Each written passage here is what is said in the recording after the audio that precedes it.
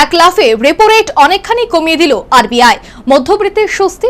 প্রশ্ন, কমবে কি বাড়ি গাড়ির ঋণের ইএমআই? মধ্যবিত্তের জন্য বড়সড় স্বস্তি। এক লাফে রেপো রেট অনেকখানি কমিয়ে দিল আরবিআই। শুক্রবার সকালে রিজার্ভ ব্যাংক অফ ইন্ডিয়ার তরফে জানানো হয়, রেপো রেট 50 বেসিস পয়েন্ট কমানো হয়েছে। বর্তমানে রেপো রেট কমে দাঁড়ালো 5.5%। তার ফলে কমতে পারে গাড়ি বাড়ির ইএমআই। উল্লেখ্য, মুদ্রাস্ফীতির মোকাবেলা করতে গত বছর কয়েক দফায় বিপুল হারে রেপো রেট বাড়িয়েছে শীর্ষ ব্যাংক। 2022 সালের মে মাস থেকে 2023 সাল পর্যন্ত 250 বেসিস পয়েন্ট বেড়েছে রেপো রেট। তবে 2023-24 অর্থবর্ষে একবারও রেপো রেট বাড়ানো হয়নি।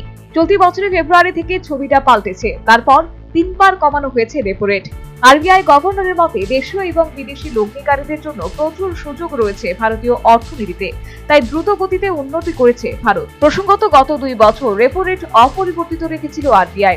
গভর্নর পদ থেকে শক্তিকান্ত দাস অবসর নেওয়ার পর দায়িত্ব নিয়ে গত ফেব্রুয়ারি মাসে 0.25% রেপো রেট কমান আরবিআই এর গভর্নর সঞ্জয় মালহোত্রা।